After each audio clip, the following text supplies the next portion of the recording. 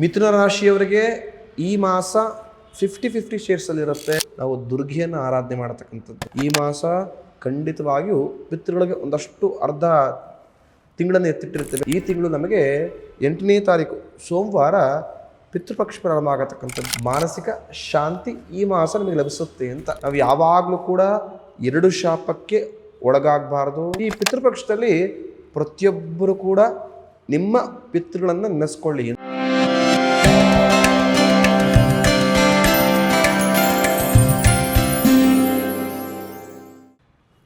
ಗುರುಭ್ಯೋ ನಮಃ ಹರಿ ಓಂ. ನನ್ನೆಲ್ಲ ಪ್ರೀತಿಯ ವೀಕ್ಷಕರಿಗೆ ಭಕ್ತಿಪೂರ್ವಕ ನಮಸ್ಕಾರಗಳು. ಎಲ್ಲರೂ ಕ್ಷೇಮವಾಗಿದ್ದೀರಾ ಅಂತೇಳಿ ಭಾವಿಸುತ್ತೇನೆ. ಮಾಸ ಭವಿಷ್ಯದ ವಿಶೇಷ ಸಂಚಿಕೆ 3ನೇ ರಾಶಿ ಮಿಥುನ ರಾಶಿ ಬಗ್ಗೆ ತಿಳಿಸಿಕೊಡ್ತೇನೆ.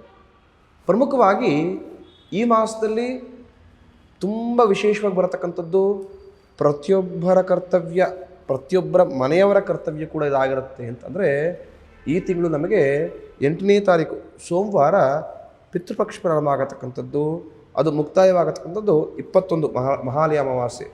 ಇಷ್ಟು ದಿನಗಳು ಏನಿರುತ್ತೆ ಅಷ್ಟು ದಿನಗಳು ಕೂಡ ನಾವು ಪಿತೃಗಳನ್ನು ಕೆಲಸಗಳನ್ನು ಮಾಡಬೇಕು. ಅಂದರೆ ಪಿತೃಗಳನ್ನು ನೆನೆಸ್ಕೊಳ್ಳೋದಾಗಿರ್ಬೋದು, ಅವರಿಗೆ ಕೆಲವು ಕಡೆ ತರ್ಪಣವನ್ನು ಕೊಡಿಸ್ತೇವೆ, ಪಿಂಡ ಪ್ರದಾನಗಳಾಗುತ್ತೆ.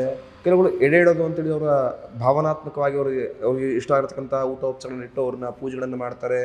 ಈ ಮಾಸ ಖಂಡಿತವಾಗಿಯೂ ಪಿತೃಗಳಿಗೆ ಒಂದಷ್ಟು ಅರ್ಧ ತಿಂಗಳನ್ನು ಎತ್ತಿಟ್ಟಿರ್ತೇವೆ. ಇನ್ನು ಅರ್ಧ ತಿಂಗಳು ನಾವು ದುರ್ಗೆಯನ್ನು ಆರಾಧನೆ ಮಾಡತಕ್ಕಂಥದ್ದು ಅಂತ. ಈ ಪಿತೃಪಕ್ಷದಲ್ಲಿ ಪ್ರತಿಯೊಬ್ಬರು ಕೂಡ ನಿಮ್ಮ ಪಿತೃಗಳನ್ನು ನೆನೆಸ್ಕೊಳ್ಳಿ ಅಂಥೇಳಿ. ಅಂದರೆ ನಾವು ಯಾವಾಗಲೂ ಕೂಡ 2 ಶಾಪಕ್ಕೆ ಒಳಗಾಗಬಾರ್ದು, 2 ವರಕ್ಕೆ ಒಳಗಾಗಬೇಕು ಅಂತ ಹೇಳ್ತೀವಿ. ಪ್ರಮುಖವಾಗಿ ನಾವು ಯಾವುದೇ ಕಾರಣಕ್ಕೂ ಕುಲದೇವರ ಕೋಪಕ್ಕೆ ಒಳಗಾಗಬಾರ್ದು ಅಂತ.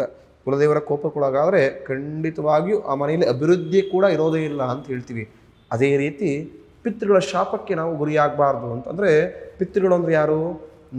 ನಮ್ಮ ತಲೆಮಾರುಗಳಲ್ಲಿ, ಅಂದರೆ ನಮ್ಮ ಕುಟುಂಬದಲ್ಲಿ ಯಾರು ತೀರೋಗಿದ್ದಾರೆ ಅವ್ರುಗಳನ್ನ ನಾವು ಪಿತೃ ಸಮಾನರು ಅಂತ ಹೇಳ್ತೀವಿ. ಅಂದರೆ ನಿಮಗೆ ತಾತ ಇದ್ದರು ಅಂತ ಅಂದ್ಕೊಂಡ್ರೆ ಅವರ ತಂದೆ ಈ ಥರ ಜನ್ರೇಷನ್ಸ್ಗಳು ನಾವು ಹೋಗ್ತೀವಿ. ಯಾಕಂದರೆ ಅವ್ರುಗಳು ಮಾಡ್ಕೊಂಡಿರ್ತಕ್ಕಂಥ ಒಂದಷ್ಟು ಸಂಪ್ರದಾಯಗಳು, ಅವರು ನಮಗೆ ಹಾಕೊಟ್ಟಿರ್ತಕ್ಕಂಥ ಒಂದಷ್ಟು ದಾರಿದೀಪಗಳು ನಾವು ನಡ್ಕೊಂಡು ಹೋಗೋಕ್ಕೆ ಸಾಧ್ಯವಾಗ್ತಾ ಇದೆ ಅಂತ. ತುಂಬ ಜನ ಹೇಳ್ತಿರ್ತಾರೆ, ಗುರುಗಳೇ ಅವ್ರೇನೋ ತೀರೋಗ್ಬಿಟ್ಟಿದ್ದಾರೆ, ತೀರೋಗೊಂದು 10 ವರ್ಷ ಆಯಿತು, 15 ವರ್ಷ ಆಯಿತು, ನಾವು ಪಿತೃಪಕ್ಷವನ್ನು ಮಾಡಬೇಕಾ, ಅವ್ರ ಹೆಸರಲ್ಲೇ ಒಂದು ತರ್ಪಣವನ್ನು, ಪಿಂಡ ಪ್ರದಾನವನ್ನು ಒಂದು ಅಟ್ಲೀಸ್ಟ್ ಒಂದು ಇಡಬೇಕಾ ಬೇಡವಾ, 20 ವರ್ಷ ಆಯ್ತಲ್ಲ, ಈಗ ಯಾಕೆ ಅವ್ರು ನೆನೆಸ್ಕೊಳ್ಬೇಕು ಅಂತ ತುಂಬ ಜನ ಹೇಳ್ತಾರೆ. ಅದೇ ವ್ಯಕ್ತಿ ಯಾರು 20 ವರ್ಷದಿಂದ ತೀರೋಗಿದ್ದವರು ಆಸ್ತಿಯನ್ನು ಇಟ್ಟಿದ್ರೆ ಅನುಭವಿಸ್ತಾ ಇರ್ತೀರ ತಾನೆ? ಖಂಡಿತ. ನಾವು ಹೇಗೆ ಆಸ್ತಿಯನ್ನು ಅನುಭವಿಸ್ತೀವಿ ಅದೇ ರೀತಿ ನಮ್ಮ ಕರ್ತವ್ಯ ಶ್ರಾದ್ದಾದಿ ಕ್ರಿಯೆಗಳನ್ನು ಮಾಡತಕ್ಕಂಥದ್ದು ಅಂತ.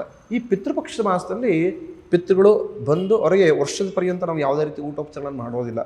ಈ ಸಮಯದಲ್ಲಿ ನಾವು ಏನು ಕೊಡ್ತೀವೋ ಅದನ್ನು ಅವ್ರು ಸ್ವೀಕರಿಸೋಗಿ ಇಡೀ ವರ್ಷ ಅವರು ಅದರಲ್ಲೇ ತಮ್ಮ ಹಸುವಿನ ನೀಗಿಸ್ಕೊಳ್ತಾರೆ ಅಂತ. ಹಾಗಾಗಿ ಪ್ರತಿಯೊಬ್ಬರು ಕೂಡ ಈ ಪಿತೃಪಕ್ಷ ಮಾಸದಲ್ಲಿ ಖಂಡಿತವಾಗಿಯೂ ನಿಮ್ಮ ಮನೆಗಳಲ್ಲಾಗಿರ್ಬೋದು, ನದಿ ತೀರಗಳಲ್ಲಾಗಿರ್ಬೋದು, ದೇವಸ್ಥಾನದ ಆಸುಪಾಸುಗಳಾಗಿರ್ಬೋದು, ಪಿತೃವಿನ ಕೆಲಸಗಳನ್ನು ಶ್ರದ್ಧೆಯಿಂದ ಮಾಡಿ, ಶ್ರಾದ್ದಾಕಾರ್ಯ ಅಂದರೆ ಶ್ರದ್ಧೆಯಿಂದ ಮಾಡತಕ್ಕಂಥದ್ದು ಅಂತ ಖಂಡಿತ ಮಾಡಿ. ಆ ಪಿತೃಗಳ ಅನುಗ್ರಹದಿಂದ ಎಲ್ಲ ವಿಚಾರದಲ್ಲೂ ಭಗವಂತ ಒಳ್ಳೆ ಅನುಗ್ರಹವನ್ನು ಮಾಡಿಕೊಡ್ತಾನೆ ಅಂತೇಳಿ. ಮಿಥುನ ರಾಶಿಯವರಿಗೆ ಈ ಮಾಸ 50-50 ಶೇರ್ಸಲ್ಲಿರುತ್ತೆ. ಪ್ರಮುಖವಾಗಿ ಒಂದು ವಿಚಾರದಲ್ಲಿ ತುಂಬ ಅವರು ಖುಷಿ ಪಡತಕ್ಕಂಥದ್ದು ಅಂದರೆ ಮಾನಸಿಕ ಶಾಂತಿ ಈ ಮಾಸ ನಮಗೆ ಲಭಿಸುತ್ತೆ ಅಂತ. ತುಂಬ ಜನ ಕೇಳ್ತಿರ್ತಾರೆ, ಗುರುಗಳೇ ನನಗೆ ಹಣಕಾಸಿನ ಒಂದಷ್ಟು ಸಮಸ್ಯೆಗಳಿಲ್ಲ, ನಾನು ರಾಜನಾಗಿಲ್ದವರು ಪರವಾಗಿಲ್ಲ, ನನಗೆ ಜೀವನಕ್ಕೆ ಎಷ್ಟು ಬೇಕೋ ಅಷ್ಟು ಹಣಕಾಸಿದೆ, ಉತ್ತಮ ಇರತಕ್ಕಂಥ ಮನೆ ಇದೆ, ಓಡೋಕ್ಕೆಲ್ಲ ಕಾರು ಬಂಗ್ಲೆ ಎಲ್ಲ ಇರ್ತಕ್ಕಂಥ ಇಷ್ಟೈಶ್ವರ್ಯಗಳಿದೆ, ನನ್ನಲ್ಲಿ ತುಂಬ ಜನ ಕೆಲಸಗಾರ ಅಂದರೆ ಎಂಪ್ಲಾಯೀಸ್ಗಳು ಕೆಲಸ ಮಾಡ್ತಿದ್ದಾರೆ, ಆದರೆ ನೆಮ್ಮದಿ ಇಲ್ಲ, ಮನೆಗೆ ಹೋದರೆ ಸಾಕು ಏನೋ ಜಂಜಾಟ, ಮನೇಲಿ 10 ನಿಮಿಷ ಮಲ್ಕೊಳ್ಳೋಕ್ಕೂ ಕೂಡ ಆಗ್ತಾ ಇಲ್ಲ, ಅಷ್ಟು ನೆಮ್ಮದಿ ವಿಚಾರದಲ್ಲಿ ನಾನು ಹಿಂದೆ ಉಳಿದುಬಿಟ್ಟಿದ್ದೀನಿ, ನೆಮ್ಮದಿ ಸಿಕ್ಕರೆ ಸಾಕು, ಇನ್ನೇನೂ ಬೇಡ. ಎಷ್ಟೋ ಜನ ಹೇಳ್ತಾರೆ ಒಂದೊತ್ತು ಊಟ ಇಲ್ಲಾದ್ರೂ ಪರವಾಗಿಲ್ಲ, ನೆಮ್ಮದಿ ಬೇಕು ಅಂತ. ಅಂದರೆ ನೆಮ್ಮದಿಗೆ ಎಷ್ಟು ಪ್ರಾಮುಖ್ಯತೆ ಇದೆ ಅಂತ ತಿಳ್ಕೊಳ್ಬೇಕು. ಆದರೆ ಮಿಥುನ ರಾಶಿಯವರಿಗೆ ಈ ಮಾಸ ನೆಮ್ಮದಿಯಿಂದ ಇರತಕ್ಕಂಥ ಮಾಸವಾಗಿರುತ್ತೆ. ಸ್ವಲ್ಪ ಆರಾಮ್ಸೆ ಇರತಕ್ಕಂಥ ಮಾಸವಾಗಿರುತ್ತೆ. ಮಾಡತಕ್ಕಂಥ ವ್ಯವಹಾರದಲ್ಲಿ ಒಳ್ಳೆ ಲಾಭವನ್ನು, ಕೀರ್ತಿಯನ್ನು ಮಿಥುನ ರಾಶಿಯವರು ಅಪೇಕ್ಷೆ ಮಾಡತಕ್ಕಂಥವರಾಗಿರ್ಬೋದು. ಅದೇ ರೀತಿ ಮಿಥುನ ರಾಶಿಯವರು ಯಾರು ಈ ಮಾಸ ಹೊಸ ಬಿಸ್ನೆಸ್ಗಳನ್ನು, ಹೊಸ ವ್ಯವಹಾರವನ್ನು ನಾನು ಶುರು ಮಾಡಬೇಕು ಅಂತ ಮನಸ್ಸಿನಲ್ಲಿ ಆಲೋಚನೆಗಳಿದೆ, ಖಂಡಿತವಾಗಿ ವ್ಯವಹಾರವೇ ಮಾಡಿ ಒಳ್ಳೆಯ ಲಾಭವನ್ನು ನೋಡ್ತೀರಾ. ಆರೋಗ್ಯದಲ್ಲಿ ಉತ್ತಮ ಬೆಳವಣಿಗೆ ಆಗತ್ತೆ ಅಂತ. ಅಂದರೆ ಯಾರಿಗೆ ಆರೋಗ್ಯ ಸಮಸ್ಯೆಗಳಿದೆ, ಸ್ವಲ್ಪ ಯಾಕೋ ದುಡಿಯೋಕ್ಕಾಗ್ತಾ ಇಲ್ಲ, ದುಡಿತಕ್ಕಂಥ ಚೈತನ್ಯಗಳು ಕಮ್ಮಿ ಆಗ್ತಾ ಇದೆ ಅಂತ ಯಾರ ಮನಸ್ಥಿತಿ ಇರುತ್ತೋ ಆ ಮನಸ್ಥಿತಿಗಳನ್ನೆಲ್ಲ ದೂರ ಮಾಡ್ಕೊಳ್ಳಿ. ಖಂಡಿತವಾಗಿಯೂ ಈ ಮಾಸ ನಿಮ್ಮ ಆರೋಗ್ಯದಲ್ಲಿ ಚೇತರಿಕೆಯನ್ನು ನೀವು ಕಾಣ್ತೀರಾ ಅಂತ.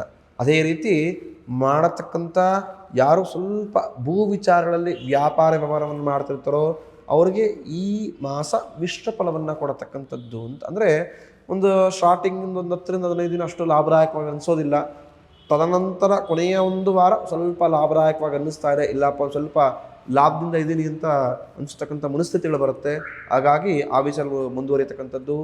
ಯಾರು ಹೊಸ ಭೂಮಿಯನ್ನು ಖರೀದಿಸಬೇಕು ಅಂದ್ಕೊಂಡಿರ್ತಾರೋ ಮಿಥುನ ರಾಶಿಯವರು, ಯಾರು ಹೊಲ ಗದ್ದೆಗಳನ್ನು ಪರ್ಚೇಸ್ ಮಾಡಿ ಒಂದು ಸ್ವಲ್ಪ ಕೃಷಿ ವಿಚಾರಗಳನ್ನು ಮಾಡಬೇಕು, ಹೈನುಗಾರಿಕೆಗಳನ್ನು ಮಾಡಬೇಕು ಅಂತಿರ್ತಾರೋ ಜಾಗ್ರತೆಯಿಂದ ಹೆಜ್ಜೆರತಕ್ಕಂಥದ್ದು.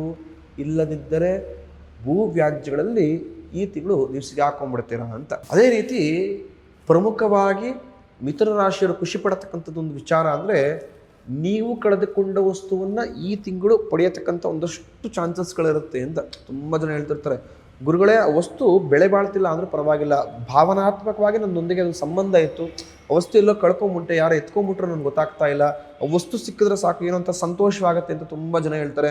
ಇನ್ನು ಕೆಲವರು ಹೇಳ್ತಾರೆ, ಕಷ್ಟಪಟ್ಟು ಏನೋ ಒಂದು ಕೂಡಿಟ್ಟಿದ್ದೆ ಕಳೆದೋಯ್ತು, ನಂಗೆ ಸಿಗುತ್ತಾ ಆ ವಸ್ತುಗಳು ಅಂತ ತುಂಬ ತಿಂಗಳುಗಳಿಂದ ವಾರಗಳಿಂದ ಹುಡುಕಾಡ್ತಿರ್ತೀರ. ಆ ವಿಚಾರದಲ್ಲಿ ನಿಮಗೆ ಶುಭ ಸುದ್ದಿ ಸಿಗುತ್ತೆ. ಸ್ವಲ್ಪ ಯಥೇಚ್ಛವಾಗಿ ಹುಡುಕಾಟಗಳನ್ನು ಮಾಡಿ ಅಥವಾ ವಿಚಾರಿಸಿ ನಿಮಗೆ ಕಳೆದುಕೊಂಡಂತಹ ವಸ್ತು ಸಿಗುತ್ತೆ ಅಂತ. ಅದೇ ರೀತಿ ಯಾರು ಭೋಜನ ಪ್ರಿಯರಾಗಿರ್ತೀರೋ ಅವರಿಗೆ ಈ ಮಾಸ ದುಷ್ಟಾನ ಭೋಜನಗಳನ್ನು ಮಾಡತಕ್ಕಂಥ ಅವಕಾಶಗಳು ಸಿಗುತ್ತೆ ಅಂತ. ಅಂದರೆ ತುಂಬ ಜನದ ಒಂದು ಪ್ಯಾಷನ್ಸ್ ಇರುತ್ತೆ, ಇಂಥ ಫುಡ್ಗಳನ್ನು ನಾನು ತಿನ್ನಬೇಕು, ಇಂಥ ಊಟದ ಸವಿರುಚಿಗಳನ್ನು ನಾನು ಸವಿಬೇಕು ಅಂತ ತುಂಬ ಜನ ಅಂದ್ಕೊಳ್ತಿರ್ತೀರ.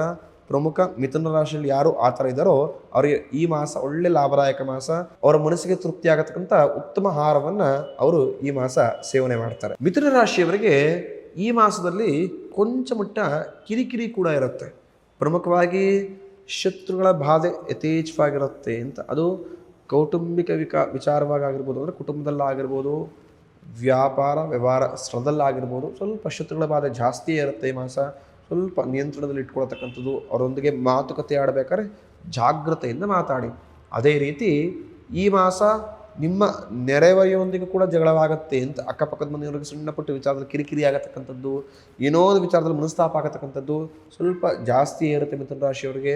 ಸೂಕ್ತದಿಂದ ಇರತಕ್ಕಂಥದ್ದು. ಪ್ರಮುಖವಾಗಿ ಈ ತಿಂಗಳು ಯಾರು ವಿದೇಶ ಪ್ರವಾಸವನ್ನು ಮಾಡಬೇಕು ಅಂತಿದ್ರೆ ಅಥವಾ ದೂರದ ಒಂದಷ್ಟು ಬೆಟ್ಟಗಾಡುಗಳಿಗೆ ನಾನು ಒಂದು ಟ್ರಾವೆಲ್ ಮಾಡಬೇಕು, ಪ್ರವಾಸ ಹೋಗಬೇಕು ಅಂತ ಅಂದ್ಕೊಂಡಿದ್ರೆ 2 ಬಾರಿ ಯೋಚನೆ ಮಾಡಿ ಹೋಗತಕ್ಕಂಥದ್ದು. ನೀವು ಹೋಗೋ ಪ್ರವಾಸ ಈ ಮಾಸ ಅಷ್ಟು ಲಾಭದಾಯಕವಿರೋದು, ಸ್ವಲ್ಪ ನಷ್ಟವನ್ನು ಅನುಭವಿಸ್ತೀರಲ್ಲ ಹೋದರೂ ಕೂಡ ಜಾಗ್ರತೆಯಿಂದ ಹೋಗಿ. ಇಲ್ಲದಿದ್ದರೆ ಹೋಗತಕ್ಕಂಥ ಪ್ರವಾಸವೇ ನಿಮಗೆ ಒಂದಷ್ಟು ಆಘಾತಕಾರಿ ಸಂಗತಿಗಳು ನಡೆಯತಕ್ಕಂಥದ್ದು ಆಗ್ಬಿಡ್ಬೋದು ಅಂತ. ಅಂದರೆ ತುಂಬ ಜನಕ್ಕೆ ಆಕ್ಸಿಡೆಂಟ್ಸ್ಗಳಾಗ್ಬೋದು, ಹಣವನ್ನು ಕಳ್ಕೊಳ್ಬೋದು, ಅಲ್ಲಿ ಹೋದ್ರೂ ಕೂಡ ನೆಮ್ಮದಿ ಸಿಗ್ತಾ ಇಲ್ಲ, ಕಿರಿಕಿರಿ ಆಗ್ಬೋದು, ಯಾರ್ದೋ ಜೊತೆ ಘರ್ಷಣೆ ಆಗ್ಬೋದು, ಪ್ರಕೃತಿ ವಿಕೋಪಗಳು ಸಿಗಾಕೊಂಡ್ಬಿಡ್ಬೋದು ಅಂತ. ಹಾಗಾಗಿ ಸ್ವಲ್ಪ ಜಾಗ್ರತೆಯಿಂದ ಹೋಗತಕ್ಕಂಥದ್ದು ಅಂತ. ಅದೇ ರೀತಿ ಈ ಮಾಸ ಯಾರಿಗಾದರೂ ಸಾಲ ಕೊಡಬೇಕು ಅಂತಿದ್ರೆ, ಯಾರೋ ಆತ್ಮೀಯ ಸ್ನೇಹಿತರು ಬಂದು ಕೇಳ್ಕೊಂಡ್ಬಿಡ್ತಾರೆ, ಅಥವಾ ಯಾರೋ ಲೇವಾದೇವಿಗಳನ್ನು ಅಂದರೆ ಸಾಲ ಕೊಡ್ತಕ್ಕಂಥ ಒಂದಷ್ಟು ಉದ್ಯೋಗಗಳನ್ನು ಮಾಡ್ತಾ ಇದ್ದರೆ ಸ್ವಲ್ಪ ಮಿಥುನ ರಾಶಿಯವರು ಜಾಗ್ರತೆಯಿಂದಿರಿ. ಈ ಮಾಸ ನೀವು ಕೊಟ್ಟಿರ್ತಕ್ಕಂಥ ಹಣ ರಿಟರ್ನ್ ತೆಗೆದುಕೊಳ್ಬೇಕಾದ್ರೆ ನಿಮಗೆ ಸ್ವಲ್ಪ ಸುಸ್ತಾಗ್ಬಿಡುತ್ತೆ. ಅಪ್ಪ ಅವ್ನು ದುಡ್ಡು ವಾಪಸ್ ಕೊಟ್ಟರೆ ಸಾಕಪ್ಪ ಅಂತೇಳಿ ಮನಸ್ಥಿತಿಗೆ ಬಂದುಬಿಡ್ತೀರ. ಸ್ವಲ್ಪ ಆ ವಿಚಾರದ ಜಾಗ್ರತೆ ಇರ್ತಕ್ಕಂಥದ್ದು. ಅದೇ ರೀತಿ ಎತ್ತವರೊಂದಿಗೆ ಈ ಮಾಸ ಕೊಂಚ ಮಟ್ಟಿಗೆ ಕಿರಿಕಿರಿ ಅನುಭವಿಸತಕ್ಕಂಥದ್ದು ಅಂತಂದರೆ, ನಾನು ಆಗಲೇ ಹೇಳಿದೆ, ಮನೆಯಲ್ಲಿ ಸ್ವಲ್ಪ ವಿಚಾರದಲ್ಲಿ ಬಾಂಧವ್ಯಗಳು ಕ್ಷೀಣಿಸುತ್ತೆ, ಸ್ವಲ್ಪ ಮನಸ್ತಾಪಗಳಾಗತ್ತೆ ಅಂತ.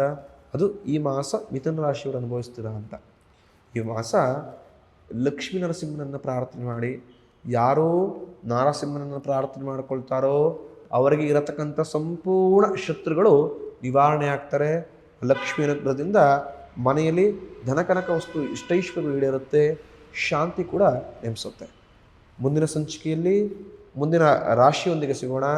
ಭವಿಷ್ಯ ದರ್ಶನ ಈ ಯೂಟ್ಯೂಬ್ ಚಾನಲ್ನ ಸಬ್ಸ್ಕ್ರೈಬ್ ಮಾಡಿ, ಹಾಗೂ ನಿಮ್ಮಿರತಕ್ಕಂಥ ಎಲ್ಲ ಸ್ನೇಹಿತರಿಗೆ ಶೇರ್ ಮಾಡೋ ಮುಖಾಂತರ ಈ ಆಧ್ಯಾತ್ಮಿಕ, ಜ್ಯೋತಿಷ್ಯ ಹಾಗೂ ಈ ವೈಚಾರಿಕ ವಿಚಾರಗಳ ಬಗ್ಗೆ ಒಂದು ಬೆಂಬಲವನ್ನು ಕೊಡಿ ಅಂತೇಳಿ ಕೇಳಿಕೊಳ್ಳುತ್ತೇನೆ. ಶುಭಮಸ್ತು.